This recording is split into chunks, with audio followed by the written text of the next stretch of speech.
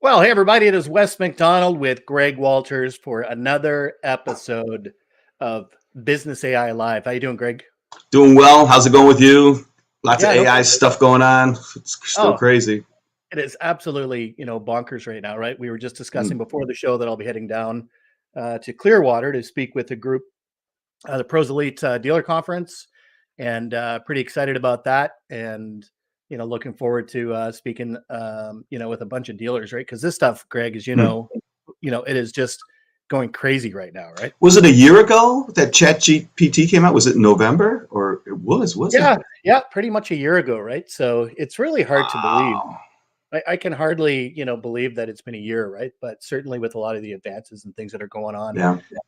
and it's really exciting to be able to talk with people that are doing it, right? Because we were kind of called crazy at the beginning, right? That this was going to Hmm. be a fad, this was going to be the next Bitcoin, this was going to be the next metaverse or whatever. Hmm. And I just knew, I just had that feeling in my gut that this was the next internet, right? And I think the big reason being that it just felt so democratized, right? It was, yeah, everyone could take advantage of it. Mass Right. appeal. It wasn't just a vertical or a silo or even a sector. It went across everything from B2B to, picking up a coffee, and it's everywhere. And like I said, it's 11, 12 months, and it's just blazing through. So it only tells me what's the next 12 months going to be? What's the next It's 6 months going to be?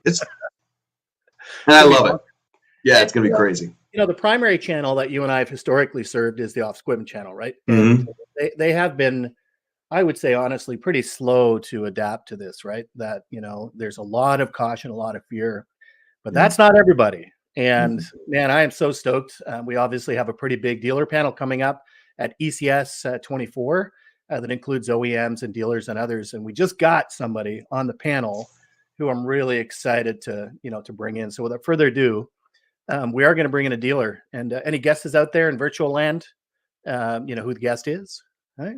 Well, I guess we did broadcast it. So, hey, Keven Ellison, how are you doing, sir? Good morning. Yeah, doing great. Thanks. Good morning, Kevin. And Good look, morning. today we've actually got Michael Cousins on here as well. So we do shift between sort of hosting these things. And we thought you were such a big deal that we needed three of us just to be able to contain you. Yep. So, Wow. I feel charmed. How's Yeah. that for an introduction there, Kevin? and thanks Well, so much for. I hope I can fit the bill. Oh, well, thanks so much for joining us. And, this was really inspired by a conversation that we had with Michael Cousins when he introduced us. And, of course, I'm a huge AI enthusiast. It's how I make my living. And to see somebody, a dealer, principal, somebody at the executive level, doing so much with it really caught my attention. I thought it would be really good to share that with, others, right?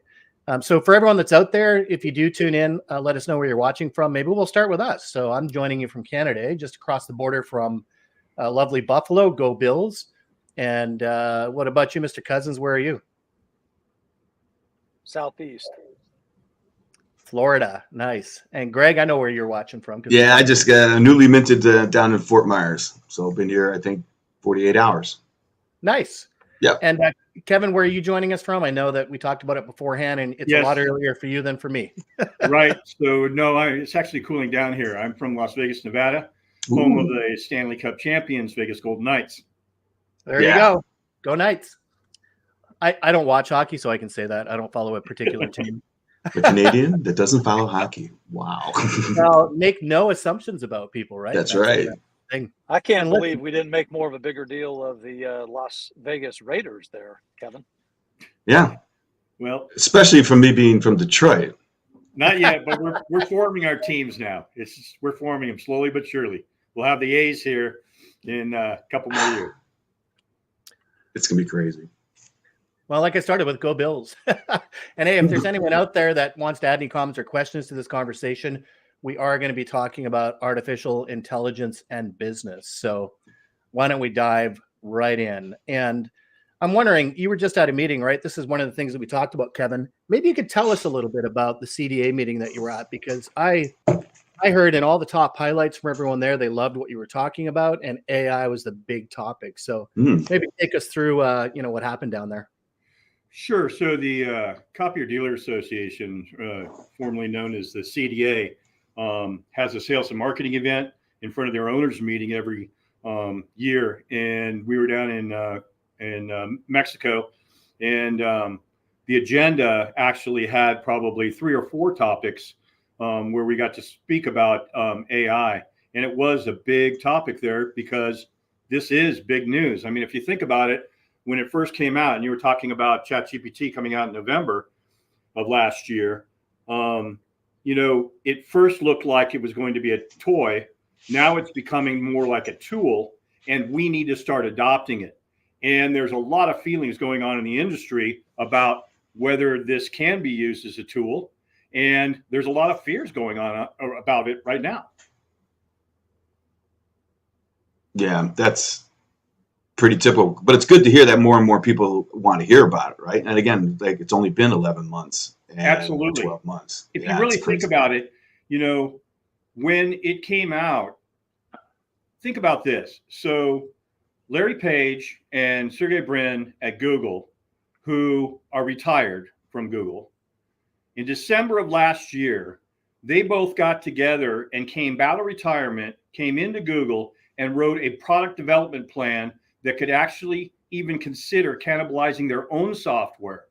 So If you think about it, you're taking one of the largest search organization in the country and one of the largest tech companies, and you have their two of their founders coming out of retirement because this is so big. You talked about it in your opening a little bit about how big this is. And I'll tell you, I'm dated, okay, because I'm 61 years old, but I was around before there was an internet. I was using technology before then, and I know what the difference the internet made because I was actually doing searches without any type of browser or anything like that. I was going in libraries through DARPA. I was doing text searches through college and university databases in order to use it.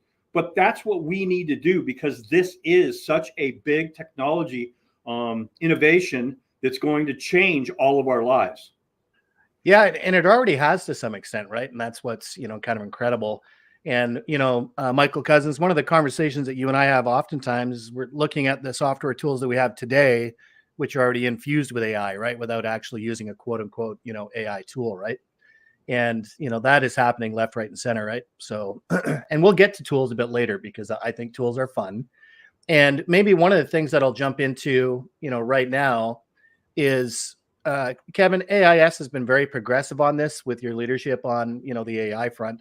Tell us a little bit about that, because I will say that the amount of stuff that you're doing with AI is unusual in our channel, right? So maybe share a little bit about, what you're doing at AIS with AI. Okay, first of all, I have to put a disclaimer on this and say we are not experts, okay? All we are is we're learning as fast as we possibly can. We're immersing ourselves in the technology platforms in order to learn how we can leverage this for our business. And so seeing this, our CEO is actually at the management level, has asked our managers to start using the tool and figuring out how it can be used in our business. Then we've also formed a council within our organization of those that are actually using different tools in AI, and for us to look at different platforms on what other areas we can use it. Because we started using it I started using it probably a year ago. And then I actually started challenging my team, which are a bunch of 20 and 30 somethings.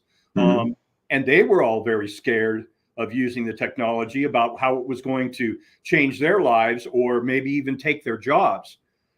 And in doing so, we've learned how we can use it in marketing, but we've expanded it now to how it can be used in sales, how it can be used in customer service, how it can be used even in finance. There are so many different places in the organization to use it. There are challenges though, and that is because whenever you're using a tool or any tool when it comes to AI, it's all about how well you understand how to talk to it or how to use. And one of the biggest issues is the prompt. Okay. Now the prompt is not going to be a thing for us very long, because as you've seen, the changes are on changes or technology curve is changing so much and so fast that we probably won't need a prompt 6 months from now, because we're already seeing those changes in the UI or the user interface or the user experience. And we're seeing how we can now ask questions of the different artificial intelligence platforms and have it become its own prompt engineer. Yeah, it's funny that you mentioned that, Kevin. It's already starting to do that, right? So one of the things I've been playing with in ChatGPT, right? And maybe I'll just, bring it up and, show everyone because that's what we can do with the magic of screen shares. Oops, but we're not going to do it like that. We're going to do it like so when I come down now and go into DALL-E 3, right? If I'm, creating some kind of image, I'll just do a dumb prompt, right? Create a surreal image of a printer in a swimming pool. Not that you'd ever find one there, but it's interesting, Kevin, because what you say is as it goes through this exercise, now that it's generating, right? I'll come back to it once it's kind of done its magic, right? That Sure. it actually does look at the the prompts and re-engineers them, to add some some additional curves, right? And I know that's Midjourney doesn't do that. Midjourney is much more truthful to what you ask. But I'll show you. It's come up here now actually because this is kind of fun. So here's our two images. We've got a printer in the pool with sharks, right? And when I click it, you look over here on the right, it's actually updated the prompt. So exactly what you're talking about, right? Photo of a serene, sunlit swimming pool with clear blue water. In the middle of the pool, partially submerged, is a large inkjet printer. I didn't say inkjet. Water ripples around it, while curious fish swim nearby, inspecting the out-of-place object, right? So the other image, it created a different one, right? Illustration of a twilight scene where luxurious outdoor swimming pool is filled with luminescence, glowing ink instead of water. Well, that's fun. That's kind of a neat addition. Floating in the radiant pool is a vintage printer. Wow, it's actually looks like a typewriter. Like and so the reason I share that obviously is that this is happening, right? That the prompt engineering that people have been going on about, and we've probably all seen them out there, right? Where they 100 prompts to help your business and everything else, right? That prompts were so difficult in the beginning, kind of mastering them. But I agree, Kevin, that's disappeared, right? Yeah, and that's just a beginning for us. I mean, if you look at some of the things that can be done today, we had it develop for one of our clients in the marketing side, not only a identity and logo package, as well as letterhead, business cards, and envelopes, but also define all their packaging for a pharmaceutical company. Now, Wow. that and Midjourney just developed all of that for us. All we had to do is drop the names in after we settled on a logo So that cool. it had created. We've seen now, how to write sales letters. So we, for A/B testing. So when we're writing any type of communications that we want to go out, I've had salespeople come into my office and say, "Hey, I'd like to write an email that would like to talk about networking services, or for us to talk about print management, and we want to talk to the CFO at an enterprise company." And boom, it lists out and creates an email for them with very little editing that they have to do in order to use something like that. But So it's cool. endless. Perfect. It's really endless. It's really, Yep. we're only being held back by our creativity if you know how to use the tools correctly. Well, and let's, maybe talk about that, for a second, right? Because I love the different tool sets that are out there that certainly that I'm neck deep in every day, right? And I will say that creatively, one of the ones seeing them come along, Canva out of Australia, right? That they now have their magic component built into their software as well. And I'm quite enjoying that, right? Like, again, from a marketing perspective, I don't know how I lived without, something like that, right? And it'll do something as simple as if those images that I showed, they're square, right? Like the aspect ratio, and you can prompt it to do a 16:9, and usually it does it, but not always. But in Canva, you can actually use the magic expand, just like I think in Adobe Firefly, to be able to take that image and expand it out, create what should be on the left and the right hand side, right? So these kind of things, Kevin, you've been doing marketing for a long time. What would those kind of things have looked like in the past without these kind of tools? Well, it would take many hours to do those things, right? So something like I was talking about earlier about having to create an identity package and all of that stuff, I would probably take me a month in between meetings having with a client to do that. But I can do that in a matter of minutes now. You know, Adobe's now gotten to the step now where they've integrated AI. It was beta, now it's actually released. It's in the package is called Stardust. It's in there. HubSpot has actually taken ChatGPT and put it inside their platform. Before, we would create articles, we would list up a blog, we'd put our CTAs in, we'd create an image. You can do all of that now within the HubSpot platform. In fact, if you go to our website, AIS-NOW.com, you will see that on our Learning Center or our blog, we now have images that are posted inside. And we've also created, there's one thing that's, you know, another thing that people should be thinking about, and that is be transparent about using it. So if you go inside to our technology in our Learning Center, and let's say you go and search where it says popularity, you search for new to old, you'll see that we've created, instead of using Shutterstock photography, that first article right there, or the second one, and you click on it, you'll see that that's an AI generated image, excuse me. And we've also put in a credit in the bottom right-hand corner. You can close the little chat box, but we put a credit in. And then at the bottom of our page, we've also created a policy that's completely in the footer of our blog, at the footer of all of our pages. It says at the very bottom, go down, keep going down, AI policy, bottom right-hand corner, right next to the privacy policy. We created our own AI policy so that we can tell others what we are using in the way and why we're using AI and how we are using it, so that we can be completely transparent and visible to the users. Yeah, I've done the same thing on my page as well, right? Because obviously pretty much everything I do now is AI driven. My logo, all of my headshots, any of the language on my website has been, I'll craft it first and then I'll run it through the engine to, optimize it more, right? So, and all of this stuff. So like I've built in this, privacy policy just to let people know that, when they come in here, what's happening with AI, right? So really cool to see this. And I will honestly say, Kevin, it's the first time I've seen this level of incorporation and transparency from a dealer. So just super cool. And as you mentioned before, like you're actually doing some of these brand identity kits, right? So you're actually using AI to help, in your customer facing offerings too, not just internally. Oh, absolutely. And, even if it's as small as, the biggest thing that we should all be doing is immerse ourselves. We should all be starting to use it. Whether you're an executive, whether you're a manager, a director, or even just an employee within an organization, you should start using it. In fact, we're looking at having each of our staff members, or at least at the manager level and above, to be using about 1 hour a week and using tools in AI and then sharing them. The biggest thing that we could be doing by sharing within our organization is not only testing the platforms, but if you do use something like as simple as generating or crafting an email or proofreading an email and making it much more enhanced or a much more improved email that you're sending out. But you want to also send what the prompt was. Don't just send to, if you're going to share with your organization, send what the output is. Show them what the input is, because that's part of the learning process as well. I've created my own prompt to ask ChatGPT to be its own prompt engineer. And so it can create any type of task that you ask it to do, but it goes through the steps and it starts asking me questions. So let's say I wanted to write a blog article about something. I will tell it, and I have it ask me questions. I want it to be the best prompt engineer it can be for itself.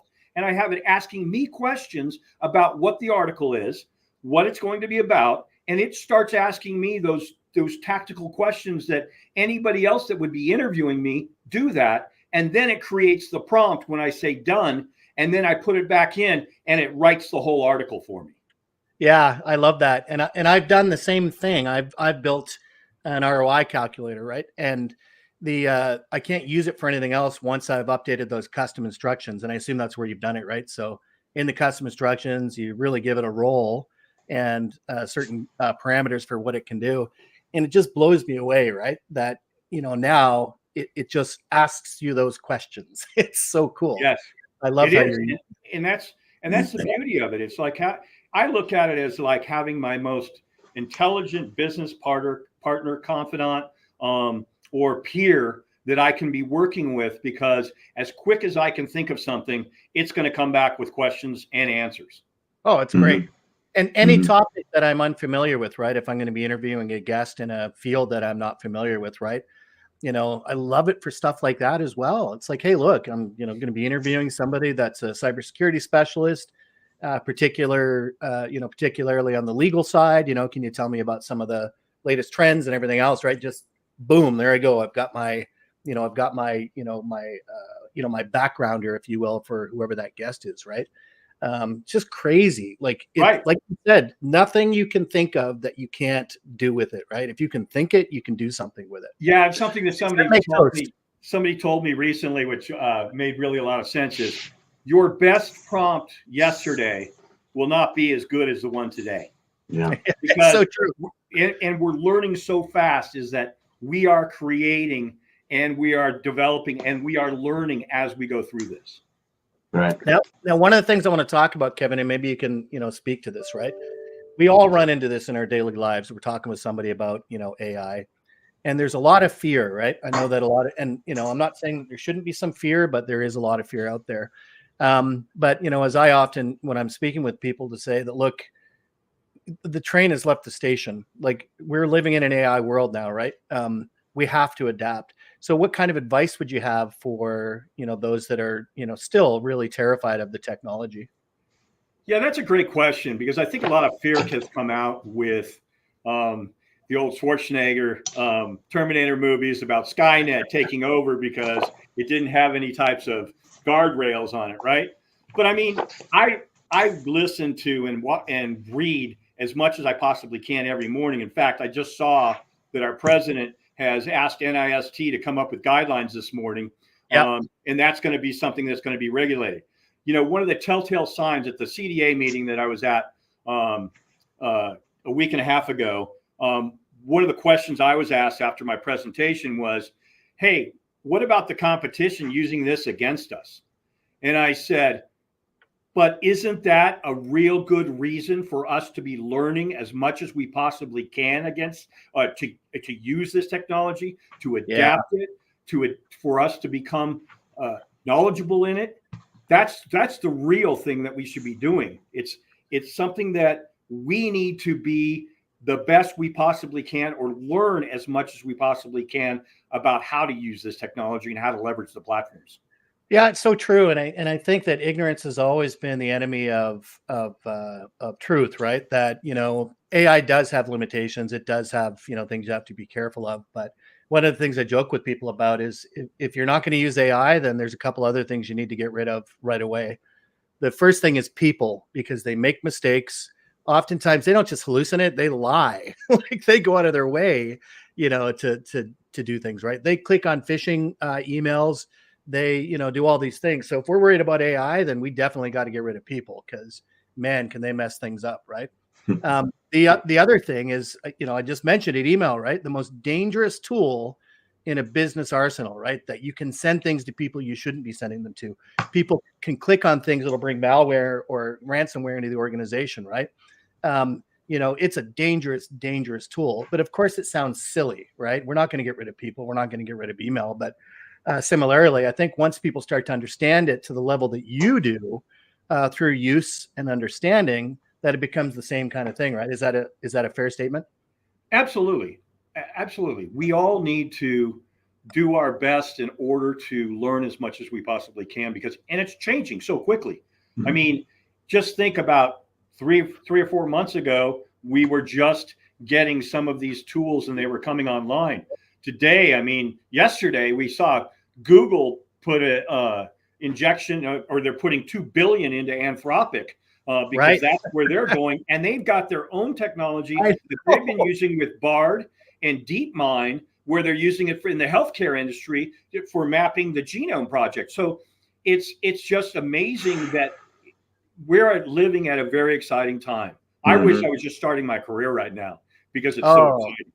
It is fun, but I like that. I mean, like you said, Kevin, you're 61, right? We're all in our 50s, right? This is fun. Like, haven't seen this much innovation and this much spark of how, we can, dramatically change the way that we do business in a very, very long time. So I We need agree. to be curious, and we need to always be learning. Right. So there you go. And I think that's the best advice you can give for that, getting rid of that fear, right? Be curious, be learning. And Michael Cousins, as you know, I end pretty much everything I do with until next time, keep learning, right? It's so critical, I think, especially now. We're not done yet, though, because I think what I do want to do is maybe just think of the tool sets. We talked about them, right? So when I think of my favorite tool sets, I've been tooling around with a couple of them. One is an actual AI tool that is developed to help train and coach sales reps, right? So it takes them through whatever the playbook is that the company subscribes to, and then they can do their, sort of their mock calls and stuff with AI instead of with, a sales manager. Really takes away, a certain level of fear that they might have working with their boss. And it records their, information and puts it into, either HubSpot or Salesforce, right? So seeing some of these purpose-built things coming onto the marketplace, there's so many of them.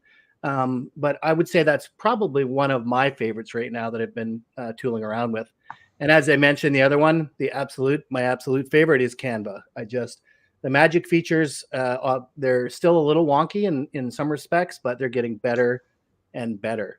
And so I don't know. What about let's go to Greg Walters. What are some of your tools, your favorite tools? So far? I keep looking at tools. I use Canva all the time, but right now I would just say Chat GPT 4.0 because that's the mother of all, and I just happen to fall into it. But I've tried all the other ones. From my experience, and I use them every single day, just like everybody else.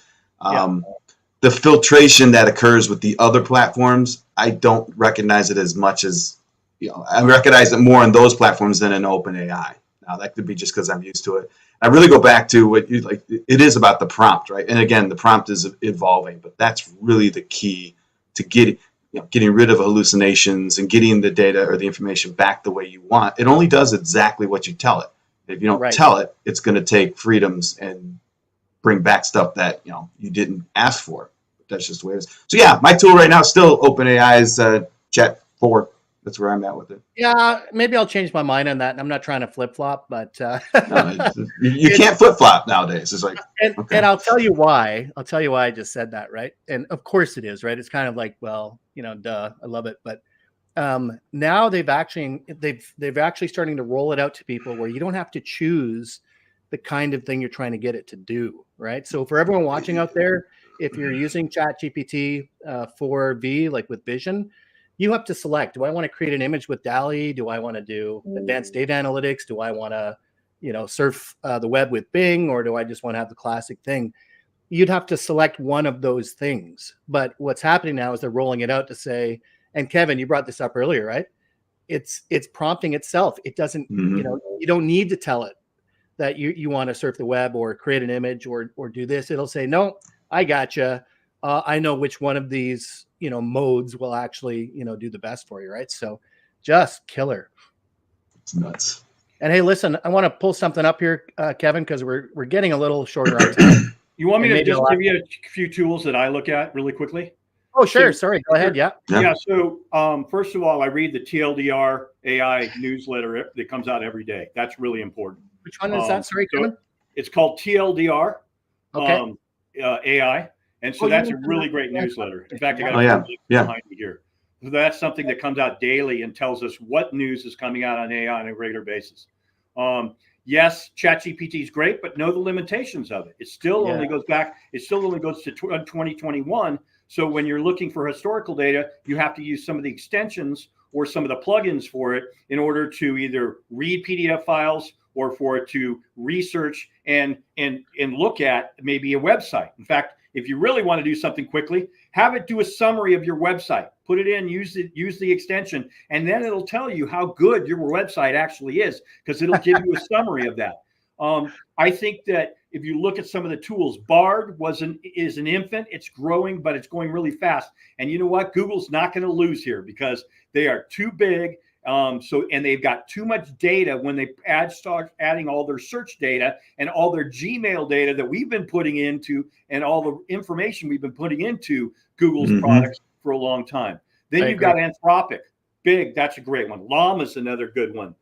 So all of these types of tools. And then there's something as simple as you want somebody to talk to, go to pi.ai. That's just another great one, pi.ai. And basically that's just somebody that a tool that you can just talk back and forth with if you want somebody to counsel you, mentor you, or anything like that. So, and these are just some of those tools. That's cool. There are so many that are coming at us and so quickly right now. I know. Sorry to take it away, but that's No, that's fine. not at all. And it's actually on the mobile app now. They have the conversation piece too, and I don't remember what I had set up. But how are you? Yeah, there's a new tool out that I just ordered, and it's something that hangs around your neck that actually listens to every conversation you have. So I can do it. It'll track everything in business. And so then what it'll do is summarize those and keep it all into AI. So it can tell me if I need anything to summarize any of my meetings or anything like that, it'll take all the notes for me. So it's just a little pendant that you put around your neck that I just learned I'm going to be testing. It's another, it's Star Trek Strikes Again. Yeah. Absolutely. Hey, Wes, the one thing that comes to mind right now is in hearing Keven, something that could be really beneficial that maybe we want to look at for 2024 is, you have Craigslist for AI, this kind of thing where these are the recommended tools. And we've basically maybe launched something like that for 2024 after having talked with Keven and other professionals, Greg and others that could, and we help everybody sort of quickly get more efficient with some of these other tools because these are people that are recommending these. It's sort of like Craigslist, but you make it something else. Yeah, and there's definitely cool. some of those out there. I love it. Crowdsource the technology platforms. That's a good idea. One of the things I'll throw out there too, Keven, and for all of our listeners, you mentioned kind of like an hour a week, right? One of the things that I do is host a weekly AI Explorers Zoom meeting, right? And specifically for that reason, because people know they can come in every week for an hour and hear what other people have been doing and trying out, kind of et cetera, right? So if anyone's interested in that, you can reach out to me and message. And one of the things that we have coming up in January is the AI panel. I'm so excited, Keven. Thank you very much for joining on this, right? It was, like I said, after talking with you and seeing the extent of the things that you're doing, how could you not be on this panel, right? So look at the, the list of names here, right? Laura Blackmer, Jim George, Tammy Beach, myself, obviously, Anthony Ski, Mr. Peter Kajawa, David Knack, Jason Brunsman, of course, Keven Ellison, and moderated by Michael Cousins. So pretty stoked about being able to, share the stage with everybody at ECS in Scottsdale, in January, right? And we're at that point in the show now. I got to ask, Keven, if you had one piece of advice for folks out there, looking to incorporate AI in their business, what would that be? It goes back to being curious, learning as much as we possibly can right now, because we're at a discovery phase, and don't give up. You want to just completely immerse yourself in the technology platform and have an open mind on how it works. That's great. Well, I really appreciate that. And I want to thank you so much for joining us today. And, for all that you're, doing in the channel, and to all of our viewers and listeners that are either watching on YouTube, LinkedIn, or on Facebook. Really cannot thank you enough for joining us for another episode of Business AI Live. And as I always say, until next time, keep learning. Anyone else got a tagline? Not yet. I had to run it through GTP. Good idea. All right. Yeah. Until next time, keep chatting. There we go. See you. Good job, guys. Bye, guys.